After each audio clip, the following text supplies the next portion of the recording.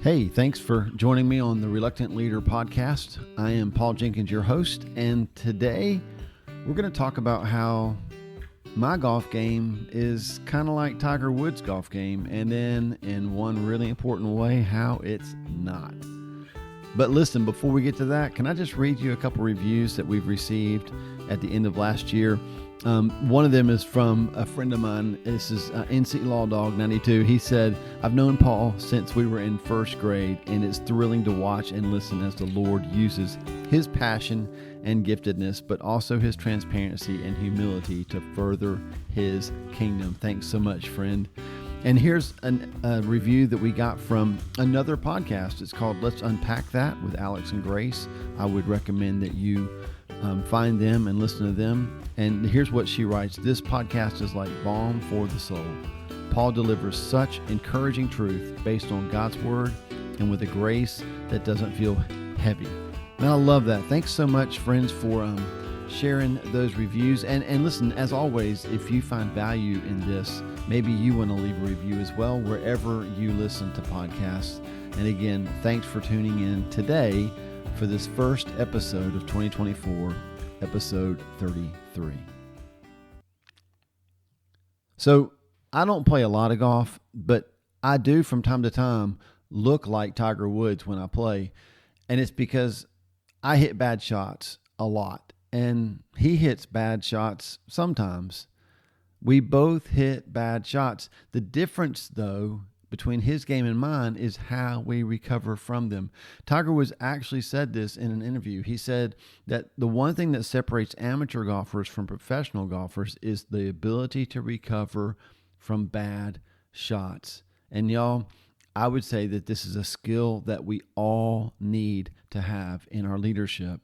We've got to have the ability to recover from bad shots. Or as Jim Wilder says in his book, Rare Leadership, we need to be healthy enough to recover our joy.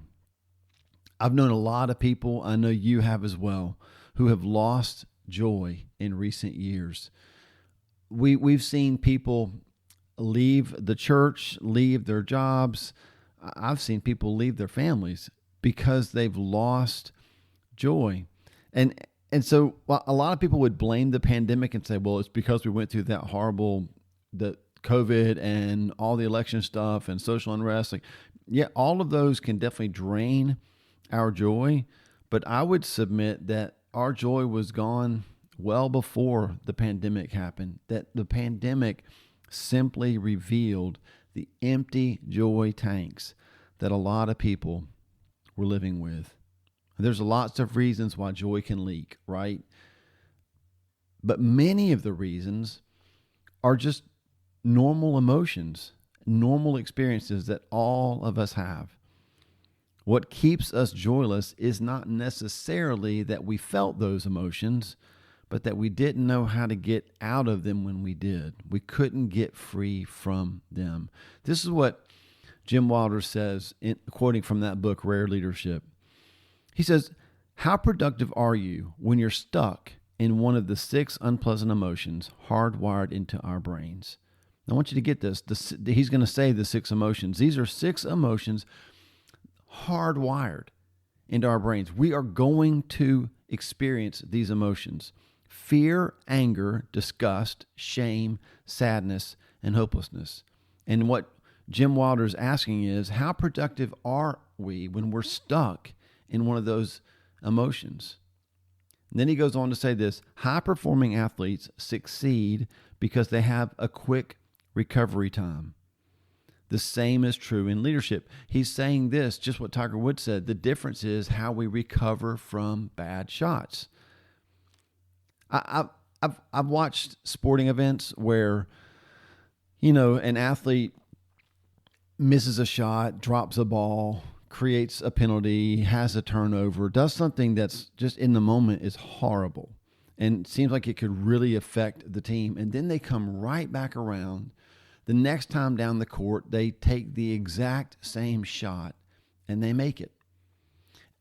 I always think, how can they do that? How can they just tune out the bad that just happened and just go ahead and shoot it again like they didn't miss the last one? And it's because they've trained themselves to have a quick recovery time. Maybe you and we would go to the bench and put our heads down and a towel over our head and hide, but not those athletes. They want to take the shot again. They've learned to have a quick recovery time. And this is the way that Jim Wilder closes out that quote. He says, "A well-trained brain can return to joy in 90 seconds. A less well-trained brain can take hours, days, even weeks." I would submit maybe even years. Because y'all, we all know people who are stuck. We know people. Maybe you've been that person. I've been that person where we get stuck in those cycles and we can't get back to joy. I was having a conversation with our prayer pastor, and when we were talking about this topic about returning to joy, and she immediately, her eyes lit up and she turned to Esther. She said, "I've got to read you this verse in Esther 8:16." And just to kind of catch you up to where we are in the story, Esther is a Jew, she's the queen, and the king has created a law that allows the enemies of the Jews to kill Jews, as many Jews as they can, on one day. And so you can imagine the Jews are not feeling that good. It's kind of like the movie Purge in real life. And Queen Esther goes to the king. She begs for her people because of the way the laws were written back in that time. The king couldn't reverse what he'd already put in place. They were going to be attacked. But he did issue another order encouraging the Jews to take up arms and defend themselves. And Esther 8:16 says that they were filled with joy. They were still in the same circumstance. They were still going to be attacked, potentially, but they were filled with joy. And this is what Pastor Tori told me. I think the exact phrase that she used. She said they were filled with joy because the king was on their side. Y'all, 2024, it might be the hardest year we've ever faced as a country. But I believe that the Lord is going to do something in the hearts of leaders and in the hearts of apprentices of Jesus. He's going to restore us to health so that while we might face the same circumstances, the same unrest as the rest of the country, followers of Jesus are going to be able to return to joy, recover to joy. We're going to be able to recover from the bad shots sooner. We're going to be like the Jews in Esther. We're going to return to joy because we're going to remember that the King is on our side. I want to close with a prayer that David prayed when he was writing Psalm 51. This is the psalm that he wrote after arguably the worst season of his life. He had committed adultery. He had committed murder. He had kept it all secret. It was a bad season in his reign as king.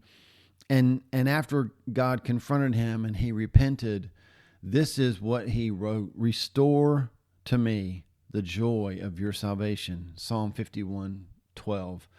And I believe that that's what God's heart is right now. He wants to restore the joy of his salvation to his children, to you, to me. And I believe that it's critical as leaders that not only do we return to joy quickly, but that we model for the people that we're leading the way that we're supposed to do it, that it's normal to feel those 6 unpleasant emotions, but it's Christian to recover to joy quicker from them. Thank you so much for being a part of this episode. It means so much to me that you take the time to listen, and I hope maybe take the time to copy the link and send it to a leader, a follower of Jesus, a friend, somebody that you thought of while you were listening. There was something that I said and you were like, man, so-and-so really needs to hear this. I pray that you would just take the next 2 or 3 minutes to copy this link, hit that share episode button and send it to them by text, post it on their socials. Thank you so much for helping us spread the word about how we can lead even when we feel reluctant. It's okay to feel the reluctancy in leadership, but let's recover from it quickly, get back to the joy of leading, and then let's just go do the things, right?